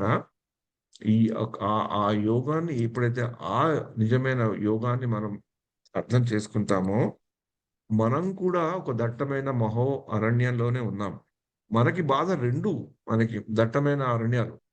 ఒకటి భౌతికంగా కనబడే మహా అరణ్యంలో ఉన్నాం మనం. ఎప్పుడు ఎక్కడ ఎలాంటి ఆపదొస్తుందో, ఎవడిని మనం ఏ పరిస్థితులు మనల్ని ఎలా తీసుకెళ్ళి ఇంకొకడికి బాధ కలిగించే పరిస్థితి కలిగిస్తుందో, ఏ పరిస్థితులు మనల్ని తీసుకెళ్ళి ఇంకొకడిని మోసం చేసే పరిస్థితి కలిగిస్తుందో, ఎవడెవడు వచ్చి మన్ని మోసం చేస్తాడో, మన్ని బాధ కలిగిస్తాడో, మనకి హాని కలిగిస్తాడో అనే అరణ్యంలో మనం ఉన్నాం. అలాగే మనం మోహమైన అరణ్యంలో కూడా ఉన్నాం. ఏది మంచి, ఏది చెడు అని తెలియని అరణ్యంలో మనం ఉన్నాం. అర్జునుడి కంటే మనం ఇంకా దారుణమైన పరిస్థితుల్లో ఉన్నాం. అర్జునుడు ఎంత శక్తివంతులం కూడా కాదు. అర్జునుడికి భగవంతుడి దగ్గర గాని భగవద్గీతను బోధించే ఆ పరిస్థితి లేదు. అలా చూసుకుంటే మనం ఎన్నో విధాలుగా చాలా దారుణమైన పరిస్థితిలో ఉన్నాం. కానీ ఆ భగవద్గీతని చదువుకొని, అనుసంధానం చేసి, వివరించి, పాటించి, దానివల్ల ప్రవర్తన చెంది, ప్రవర్తింప చేసిన పెద్దలు రాసిన భాష్యాలు, పెద్దలు చెప్పిన విషయాలు మనకు అందుబాటులో ఉన్నాయి గనక, వాటిని ఆశయాగా తీసుకొని, మనం యోగం అంటే ఏంటి అనేది అర్థం చేసుకొని, ముందరికి వెళ్ళడానికి మనం ప్రయత్నించవచ్చు. అది చెప్తూ ఈ యొక్క భక్తి యోగము, ఈ బుద్ధి యోగం గురించి అర్జునుడుకి కృష్ణుడు చెప్పడం జరుగుతుంది. అందుకని మనం ఈ ఈ అర్జునుడు ఈ బుద్ధి దట్టమైన మోహారణ్యంలోంచి ఎలా దాటడానికి కృష్ణుడు ఇంకా భగవద్గీతలో అర్జునుడికి ఏం చెప్పాడు అనేది తెలుసుకోవడానికి, ప్రయత్నించడానికి అర్జునుడు ఇట్లాంటి పరిస్థితిలో ఉన్నాడని మనం ఎప్పుడైతే తెలుసుకుంటామో, అప్పుడు కృష్ణుడు అర్జునుడికి అవేవి ఎందుకు చెప్పాడో మనకి అర్థమైతుంది. అలా ఇది ఈ 52వ శ్లోకం చదువుకున్నాక, 53వ శ్లోకం కూడా మనం తలుచుకున్నాక, మనం ఆ యోగాలు ఏంటి అనేవి తెలుసుకొని ఇవాళ మన యొక్క చర్చని సమాప్తి చేద్దాం. చర్చకి సమాప్తం చేద్దాం. యాహ్! మాతాజీ ఇది చదువుతారా? శృతి విప్రతి. శృతి విప్రతిపన్నా తే యదా స్యాత్యతి నిశ్చలా సమాధావ సమాధావచలా బుద్ధిస్తదా యోగమవాప్స్యసి. ఎప్పుడు నీ మనసు వేదముల మధుర వాక్కులచే కలతనుందగా ఆత్మానుభూతి అనడి సమాధి యందు స్థితమగున అప్పుడు నీవు దివ్య చైతన్యమును పొందిన వాడవగుదువు. హరే కృష్ణ. ఇక్కడ మనకి శ్రీకృష్ణులు ఏం చెప్తారు? నీ మనసు ఇంతకుముందు చెప్పారు కదా! వ్యవసాయాత్మిక బుద్ధి రేఖేయ కురునందన చెప్తూ, నువ్వు వేదాల్లో ఉండే కర్మకాండల్లో చెప్పే బాగా మనకి మనస్సును ఆకట్టుకునే విషయాలు, మధుర వాక్కులని కొంచెం పక్కన పెట్టి, ఇప్పుడు నువ్వు చేయవలసినది నువ్వు గుర్తు తెచ్చుకొని యుద్ధం చెయ్యి. ఆ కర్మ ఫలితాల గురించి పక్కన పెట్టి యుద్ధం కొరకు యుద్ధం చేయమని చెప్పారు. అలానే కిందటిసారి కూడా మనం తలుచుకున్నాం. వేదాల్లో మధుర వాక్కులున్నాయి. అవి చాలా తప్పు అని కాదు. అది అర్థం కాదు. మనకి ఏదైతే జ్ఞానం మన సనాతన ధర్మంలో వచ్చిందో ప్రతి ఒక్క గ్రంథానికి ఒక మూల స్థానం వేదాలే. కదా! అందుకని కృష్ణుడే స్వయంగా కృష్ణుడి దగ్గర నుంచి చూడు. కృష్ణుడే వేదాలని చెప్పుకుని శ్లోకాలు మనకు భగవద్గీతలో 8వ అధ్యాయంలోను 9వ అధ్యాయంలో కూడా వస్తాయి. మాతాపిత అదేంటి అదేం శ్లోకం అమ్మా 9వ అధ్యాయంలో మాతాపిత హరే అది కృష్ణ ప్రభు. పితాహమస్య జగతో మాతాదాత పితామహ. Correct correct. థ్యాంక్స్ ప్రభు. పితాహమస్య జగతో మాతా ధాత పితామహ వేద్యం పవిత్రం ఓంకార రుక్సామ యజురేవచ. ఆ శ్లోకం కదా. అందుకని వేదాల్లో తప్పులేదు, కానీ వేదాలు కొన్ని చోట్ల పెట్టారు ఈ మధుర వాక్యాలు. ఎందుకంటే అందరికీ అందుబాటులో ఉండి అందరూ కూడా భక్తి మార్గంలో అల్టిమేట్ గా వెళ్ళాలనేది. కానీ వాటికి ఇప్పుడు ఈ పరిస్థితుల్లో మటుకు నువ్వు వాటిని పట్టించుకోక ముందరికి వెళ్ళావు. అందుకనే ఆ యోగం గురించి సమాధి అని చెప్పారు. అంటే మామూలుగా మనం యోగము అనగానే యోగము యొక్క అల్టిమేట్ స్టేట్ ఏంటి? అల్టిమేట్ అంటే యోగం తర్వాత యోగం చేయడం వల్ల మనకి ఆఖరిగా వచ్చే పరిణామము, ఫలితము ఏంటి అంటే నార్మల్‌గా సమాధి అని చెప్తాం కదా! మనం మామూలుగా కూడా కొంతమంది ఋషుల గురించి చెప్పుకున్న, మహాభక్తుల గురించి చెప్పుకున్న, వాళ్ళు సమాధిలో ఉన్నారు, సమాధి చేస్తున్నారు, ఆఖరికి సమాధిలో వెళ్ళిపోయారు అని ఆ సమాధి అనే మాట అంటుందా? అందుకనే కూడా ఈ పెద్ద పెద్ద వాళ్ళు, ఈ సన్యాసాశ్రమంలో ఉన్న వాళ్ళు ఆహ్, మా ఎంతో లోక లోక రక్షణ కొరకు, లోక శ్రేయస్సు కొరకు ఎంతో పనులు చేసి వాళ్ళు కూడా వాళ్ళు మరణించినప్పుడు కూడా వాళ్ళని మామూలుగా దహనం చేయకుండా వాళ్ళకి సమాధి చేస్తారు వాళ్ళని. ఆ సమాధి అది సమాధి చేసినప్పుడు సమాధి వాళ్ళని భూమిలో పాతిపెట్టి ఏదో ప్రక్రియలు చేయడమే కాకుండా, ఏ భూమి దగ్గరైతే వాళ్ళు పాతిపెట్టారో అది సమాధి అని చెప్పి వాటిని కూడా పూజించి వాటిని కూడా గుర్తు తెచ్చుకుంటూ మనం ఏదైనా పుణ్యస్థానానికెళ్ళినప్పుడు కూడా ఆ సమాధులని దర్శించడం, ఆ దర్శించుకోవడం ద్వారా తద్వారా మనకి వాళ్ళు చేసే మహత్ కార్యాలు మనకు గుర్తు రావటము, మనకొక గౌరవ భావం కలగడం కలుగుతుంది. అందుకని మనం బృందావనంకెళ్ళినప్పుడు కూడా బృందావనం పరిక్రమలోకెళ్ళినా కూడా రూప గోస్వామి, సనాతన గోస్వామి వాళ్ళ సమాధులు శ్రీకృష్ణ దామోదర మందిరంలో ఉండడము, దాన్ని చూస్తూనే శ్రీల ప్రభుపాదుల వారు చాలా అంతర్జాతీయ కృష్ణ భావనామృతం యొక్క రూపకల్పన చేస్తూ దాని ఎదురుగుండానే ఆయనకుండే చిన్న రూమ్ లాగా ఉండేది. చిన్న గది ఉండేది. చాలా చిన్న గది. దాంట్లోనే చూసుకుంటూ చాలా సరళమైన జీవితం పాటిస్తూ శ్రీకృష్ణ ప్రభుపాదుల వారు ఎంతో ప్రేరణ పొందారని చెప్పడం మనకు తెలుసు. మాయాపూర్ లాంటి ధామాలకు కూడా వెళ్ళినప్పుడు మనం ఈ యొక్క సమాధులను చూస్తుంటాం. ముఖ్యంగా ఇప్పుడు అంతర్జాతీయ కృష్ణ భావనామృతం సంస్థలో ఉన్నవాళ్ళు ఇస్కాన్ మాయాపూర్‌కి వెళ్ళినప్పుడు అక్కడ శ్రీల ప్రభుపాద్ వారి సమాధి, బృందావనంలో కూడా శ్రీల ప్రభుపాద్ వారి సమాధి ఉంది. ఇక్కడ శ్రీల ప్రభుపాద్ వారి పుష్ప సమాధి ఉంది. తమాల్ కృష్ణ గోస్వామి మహారాజ్ వారిది ఉంది. పంకజాంగిరి ప్రభు, భక్తిచార మహారాజ్, అవన్నీ భక్తి తీర్థ మహారాజ్ పుష్ప సమాధి, ఇవన్నీ చూసుకుంటున్నాం కదా. అంటే సమాధి అంటే ఒక భక్తుల యొక్క దివ్య స్థితిలో ఉండే ఆఖరి పరాకాష్ఠ స్థితి అనేది సమాధి అని మనకి చెప్తారు. అంటే అర్జునుడిని అలాంటి సమాధి స్థితిలో, అంటే అర్జునుడిని చనిపోమనడం అని కాదు, మనోగతి రూపంలో, దృష్టికోణంలో అర్జునుడిని ఆ యొక్క పరాకాష్ఠ స్థితికి వెళ్ళమంటారు. అంటే యోగం అంటే భగవంతుడితో ఉండే కనెక్షన్ పెంపొందించుకోవడం, లింక్.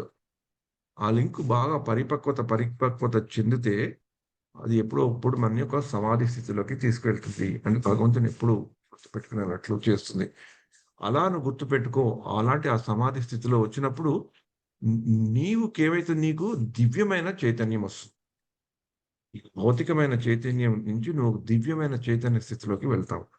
అంటే ఆ సమాధి స్థితి కేవలం మునులకు, సన్యాసులు ఆశ్రమంలో ఉండే వాళ్ళకి, ఆ మహాభక్తులకైనా, మనకు కూడా అలాంటి ఏమైనా దివ్య చైతన్యం యొక్క ఝలక్ అంటాం కదా మన హైదరాబాద్ భాషలో. ఆ కొంచెం ఆ యొక్క టేస్ట్ మనకి తగులుతుందా? లేదా? తగలాలా? తగలకూడదా? అనే స్థితిని ఇక్కడ చెప్తున్నారనమాట. అంటే మనకి సమాధి అని బాగా ఈజీగా గుర్తుపెట్టుకోవాలంటే సమాధి స్థితి ఏంటి అంటే, మనకి పద్మ పురాణంలో శివుడు పార్వతీమాతకి భక్తి యోగం గురించి చెప్తున్నప్పుడు గోల్డెన్ రూల్ ఆఫ్ భక్తి అని శ్రీల ప్రభుపాద వారు దాన్ని వర్ణించారనమాట. ఒక నిర్దేశం. గోల్డెన్ రూల్ ఆఫ్ భక్తి అంటే బంగారం వంటి ఒక సూక్తి శివుడు పార్వతికి చెప్తారనమాట. స్మర్తవ్య సతతం విష్ణోర్ విస్మర్తవ్య నా జాతుచిత్ సర్వే విధి నిషేధస్యోర్ ఏతయోర్ ఏవ కింకరః అని చెప్పారు. అంటే స్మర్తవ్య సతతం విష్ణోర్ విస్మర్తవ్య నా జాతుచిత్ సర్వే విధి నిషేధస్యోర్ ఏతయోర్ ఏవ కింకరః. స్మర్తవ్య సతతం విష్ణు, విష్ణువుని భగవంతుని భగవంతుడిని ఎప్పుడూ తలుచుకో. అది సాధన భక్తి. భగవంతుడిని ఎప్పుడూ తలుచుకోవడానికి ప్రయత్నం చేయడం. మన జపం చేయడం ద్వారా, భక్తులతో మాట్లాడడం ద్వారా, భగవంతుడిని లీలలు తలుచుకోవడం ద్వారా, భగవద్గీత లాంటి విషయాలను పారాయణం చేయడం వల్ల అది భగవంతుడిని గుర్తుపెట్టుకునే స్థితి. అది మన సాధన భక్తిలో ఉండే స్థితి. అలా ఆ సాధన భక్తి స్థితిలో మనం బాగా సాధన చేస్తూ ఉంటే విస్మర్తవ్య న జాతుతేత్. మనం ఏ స్థితికి వెళ్తామంటే భగవంతుడిని మర్చిపోగలేకుండా ఉండే స్థితి. భగవంతుడిని గుర్తు పెట్టుకోవాల్సిన స్థితి ఒకటి, భగవంతుడిని మర్చిపోలేకుండా ఉండే స్థితి సమాధి స్థితి.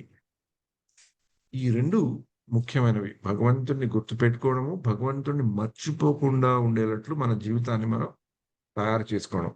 అంటే భగవంతుని ఒక కేంద్ర బిందువు కింద మనం మన జీవితాన్ని బలవలుచుకోగలిగితే, మనం చేసే పనులలో చేసే వాటి యొక్క కర్మ ఫలాన్ని భగవంతుడికి అర్పించగలిగితే, మనం అప్పుడు చేసేవన్నీ భగవంతుడికే అవుతాయి కాబట్టి యత్కరోషి జీవోషి దదాస్యత్. అలాంటి జీవితాన్ని మనం మన జీవితాన్ని మలుపుకోగలిగితే మనం కూడా ఒక సమాధి స్థితిలోనే వెళ్తాం. అందుకని ఇంకా ముందు భగవద్గీతలో ఒక భాష్యాల్లో ప్రభుపాదుల వారు గృహస్థాశ్రమంలో ఉండేవాళ్ళు కూడా ఒక సన్యాసి స్థితిని, సమాధి స్థితికి వెళ్ళవచ్చు అనే సన్యాస స్థితికి వెళ్ళవచ్చు. సన్యాసమే తీసుకోక్కర్లేదు. ఈ స్థితిలో స్మర్తవ్య సతతం విష్ణు విస్మర్తవ్య అన్న జాతి ఈ ఒక్కటి పాటిస్తే మనం ఆ స్థితిలో అంటే ఆ పరాకాష్ఠ స్థితికి వెళ్ళవచ్చు అని చెప్పారనమాట. అలా చెప్తూ స్మర్తవ్య సతతం విష్ణు విస్మర్తవ్య అన్న జాతుజి సర్వే విధి నిషేధస్యోర్. అంటే మనం చేసే ప్రతి పనిలో ఉండే విధులు, నిషేధాలు, ఇవి చెయ్యాలి, ఇవి చేయకూడదు అనేవి ఉంటాయి కదా కొన్ని. అవి వాటి గురించి మనకు చెప్తారు కదా, ఎందుకంటే సక్రమంగా చేయాలి అని. సర్వే విధి నిషేధసోర్ ఏతయోర్ ఏవ కింకరః.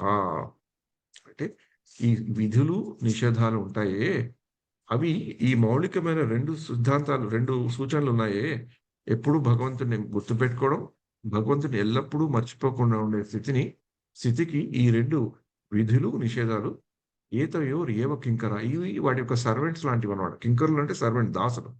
ఏవి దాసులు? నిషేధాలు చేయవలసిన పనులు ఆ 2 సూత్రాలకి దాసులు అని చెప్పారు. అంటే మనం ఈ పాటించవలసినవి కూడనివి మనం గుర్తుపెట్టుకొని అవి చేయాల్సినవి ఉన్నాయి. మన సాధన భక్తిలో అవి ముఖ్యమైన అంశాలే. కానీ అవే మనని భగవంతుడి దగ్గరికి తీసుకెళ్తాయి అనుకోవడం కొంచెం గల్లంతైన విషయం అన్నమాట. అవి మనని భగవంతుడి దగ్గరికి వెళ్ళి చూడడానికి మార్గాన్ని చూపెడతాయి మనకి. కానీ వాటి ఆధారం వల్లనే వెళ్ళవు. ఆధారం చేసుకుంటూ మనం భక్తిని పెంచుకోగలగాలి. అవి ముఖ్యమైన విషయం. కానీ సాధారణంగా మనం చూసేదంటే కొంతమంది భక్తి మార్గంలో వచ్చిన వాళ్ళు కొంతమంది బాగా చేసే వాటి మీదే బాగా ఫోకస్ చేస్తారు. కొంతమంది చేయని వాటి మీద ఫోకస్ చేస్తారు. అవి మిగతా వాళ్ళు కూడా చెప్తుంటారు. నువ్వు అది చేయొద్దు, నువ్వు ఇలా చేయొద్దు, అక్కడ పెట్టొద్దు, ఇక్కడ పెట్టొద్దు, అలా చేయి, ఇలా కట్టుకో, అలా పెట్టుకో, కండవా ఇలా పెట్టుకో, అలా దండం పెట్టు, ఇలా దండం పెట్టుకోవడం, 2 సార్లు చేయి, 3 సార్లు చేయి, 4 సార్లు చేయి, 7 సార్లు చేయి. మంచిదే, అవన్నీ అలా చేయాలని, సక్రమంగా చేయాలని చెప్పారు. కానీ అవి కావు. అవి ముఖ్యం కావు. ముఖ్యం ఏమంటే అవి ఎందుకు చేయాలి? ఈ 2 వీటిని సాధించడానికి. కానీ అది చెయ్యాల్సినవన్నీ చేయాలి కావని కాదు. ఎందుకంటే మనం చాలా భక్తియుక్త మార్గంలో చేసే వాళ్ళలో చాలా మంది చూపెడుతుంటారు. అరిటాకు ఇలా పెట్టు, అరిటాకు అలా పెట్టు. కరెక్టే, చేయవలసింది అలా వాళ్ళు చెప్పిందని నేను చేయకూడదని, నేను చేయనని నేను చెప్పట్లేదు. కానీ అది కాదు. అది బిగినింగ్ కాదు, అది ఎండ్ కాదు. ముందు కాదు, అంతం కాదు. బిగినింగ్, ఎండ్ ఉండేది ఇది సమాధి స్థితి. భగవంతుని ఎప్పుడు గుర్తుపెట్టుకోవడం, భగవంతుని ఎప్పుడు మర్చిపోకుండా ఉండేలా చేయడం. అది ఆ స్థితికి అర్జునుడిని కృష్ణుడు తీసుకువెళ్ళడానికి ప్రయత్నిస్తున్నాడు అన్నమాట. అందుకని ఈ సమాజ స్థితి గురించి చెప్పారు. ఈ సమాధి స్థితిలో పాటించే యోగుల పరిస్థితి ఏంటి అంటే వాళ్ళు ఎప్పుడూ భగవంతుడు కృష్ణుడి యొక్క దాసులమే అని భావించుకునేవాళ్ళు. అలా ఆ భావనతో పనిచేసేవాళ్ళు ఒకళ్ళైతే, మనం జీవితంలో చేసే ఏకమాత్రమైన ముఖ్యమైన భక్తితో చేసే పని ఏంటి అంటే ఎంతవరకు వీలైతే అంతవరకు కృష్ణ భావనామృతంతో ఉండి చేయడం. అంటే భగవంతుడిని నమ్మి, భగవంతుడి మీద విశ్వాసం ఉండి, మనం చేసే ప్రతి పనిలో ఒక ఫలం భగవంతుడే భోక్త అని తలుచుకొని ఆ ప్రక్రియలో చేసేది ఇది కరెక్ట్ అయిన యోగం. ఒక యోగం ఏంటి? భగవంతుడి దాసుడి కింద ఉండడం. మనం చేసే ప్రతి పని కూడా భగవద్ భక్తిలో ఉండి చేయటం ఒకటైతే, అప్పుడు మనం ఆ యోగులు అప్పుడు మనకొక సమన్వయ స్థితి, మన జీవితంలో మనం నడుపుకునే కార్యక్రమాల్లో మనకొక సమన్వయ స్థితి వస్తుంది. భగవంతుడు ఆశించిన, భగవంతుడు ఉద్దేశించిన సమన్వయ స్థితిని కల్పించుకోవడం. అంటే సమతుల్యమైన స్థితిని కల్పించుకోవడం. అంటే కష్టం వచ్చిన ఇందాల భగవద్గీతలో చెప్పినట్లు జయ జయో, లాభాలాభో, శుభాశుభో, మాత్రా స్పర్శ సుఖంతయ, శీతోష్ణ సుఖదుఃఖ. ఏ స్థితిలో ఉన్నా గూడా మనకొక సమన్వయ స్థితిలో ఉండి, ఈ యొక్క ప్రిన్సిపల్‌ని ఎప్పుడూ భగవంతుని గుర్తుపెట్టుకోవడం, భగవంతుని ఎల్లప్పుడూ మర్చిపోకుండా ఉండే స్థితిని ఉండే సమన్వయ స్థితిని ఉండడం. ఆ కృష్ణుడు ఉండే దివ్య స్థితిని, కృష్ణుడు చెప్పే దివ్య జ్ఞానాన్ని అర్థం చేసుకోవడం.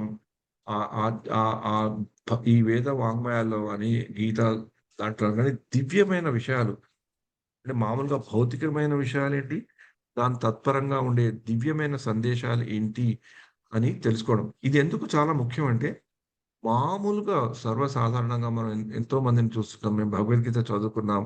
భగవద్గీత అక్కడ విన్నాం, ఇక్కడ విన్నాం. కానీ భగవద్గీతలో ఏం నేర్చుకున్నాం అంటే, వాళ్ళేదో కర్మ చేయాలి, మంచిగా ఉండాలి, నేను మంచిగా ఉంటే మంచి అయిపోతుంది చాలు, నేను మంచి పనులు చేస్తే మంచిగా ఉంటాను, నేను నా కర్మ చేస్తున్నాను అది చాలు అనుకుంటారే, అది కరెక్టే. తప్పని ఎవరు అనట్లేదు. కానీ అది పూర్తి కరెక్ట్ కాదు. కేవలము వాళ్ళు భగవద్గీతని ఒక భౌతికమైన పరంగానే ఆలోచిస్తున్నారు కానీ, భగవద్గీతలో దానికంటే ఇంకా దివ్యమైన ఆదేశాలు, ఉద్దేశాలు ఉన్నాయి. ఆ దివ్యమైన ఆదేశాలు పాటించడం వలనే మనం ఈ జన్మ, మృత్యు, జర, వ్యాధి నుంచి బయట పడగలమనే నమ్మకం కలగటం, అది ఒక యోగ స్థితి అయితే, భగవంతుని యొక్క ఈ ఆ దివ్యమైన జ్ఞానం మీద మనకొక నిశ్చయాత్మకమైన విశ్వాసం కలిగి ఉండడం, ఆ దివ్యమైన విశ్వాసకతమైన జ్ఞాన స్థితిని ప్రాప్తి పొందాలని అనుకోవడం. అంటే నాకు ఈ దివ్యమైన విషయాలు కృష్ణుడు చెప్తున్నారు. తస్మాత్ సర్వేషు కాలేషు మా ఆహ్, మా మనుస్మర యుద్ధచ, నన్ను బుద్ధిని, మనసుని పెట్టి యుద్ధం చేయమంటున్నారు. కర్మణ్యేవాధికారస్తే, నువ్వు నీ కర్మల యొక్క ఫలితానికి నువ్వు అధికారం కావు, హేతువు కూడా కావు అనే ఈ యొక్క జ్ఞానమైన విశేషాలకి మీద మనకి ఒక నిశ్చయాత్మకమైన అభిప్రాయం ఉండాలి. అంటే దీన్ని ఎవడో వచ్చి మళ్ళీ ఇంకోళ్ళు ఎవరైనా చెప్తే కాదు, ఇది తప్పు, దీన్ని ఇలా అనుకోవాలి, అలా అనుకోవాలి అని చెప్పినప్పుడు, మనం అటు ఇటు భయపడకుండా, వాళ్ళని పట్టుకోకుండా, మనకి వీటి మీద ధైర్యం ఉండాలి, వీటి మీద విశ్వాసం ఉండాలి. అందుకని ఈ విశ్వాసాన్ని పెంపొందించుకోవాలి. ఈ విశ్వాసాన్ని మనం గట్టిగా మన దగ్గర పెట్టుకోవాలనుకుంటే, మనం ఎప్పుడు మన జోబులో, మన పర్సులోనో, మన మొబైల్‌లోనో ఎక్కడో అక్కడ భగవద్గీతలో ఉండే 2వ అధ్యాయం 41 శ్లోకం గుర్తుపెట్టుకోవాలి. నేహాభిక్రమ నాశోస్తి. కొంచెం చేసినా కూడా, తప్పుడు కింద చేసినా కూడా, పూర్తి చేయలేకపోయినా కూడా, దాని నుండి వచ్చే ఫలితం ఉంటుంది కనుక, నిశ్చయాత్మకంగా నేను ఈ యొక్క విషయాలను గుర్తుపెట్టుకొని ముందరికి వెళ్తాను అనేది మనం ఎప్పుడైతే చేస్తామో, వీటన్నిటిని చేస్తూ వీటన్నిటిని మనకి అర్థం చేసేటట్లు దర్శింపజేసే గురువులు, సాధువులు, శాస్త్రాలు, వాటిని నమ్ముకొని, వాటి మీద మన మనస్సుని, భారాన్ని, విశ్వాసాన్ని పెట్టి ఎప్పుడైతే మనం ముందరికి వెళ్తామో, అప్పుడు కేవలము భగవద్గీత ఒక భౌతికపరమైన బుద్ధిని, భౌతికపరమైన ఫలితాన్ని మనకి ఇవ్వటమే కాకుండా, ఆ భగవద్గీతలో ఉండే దివ్యమైన అర్థాన్ని, పరమార్థాన్ని మనకి మనకి తెప్పించి, మన దగ్గరికి చూపెట్టిన, మన దగ్గరికిచ్చిన గురువులు, సాధువులు, శాస్త్రాల్ని మనం నమ్ముకుంటే, అప్పుడు ఇంకా భగవద్గీతలో కృష్ణుడు చెప్పేవి మనకి బాగా అర్థమవుతాయి.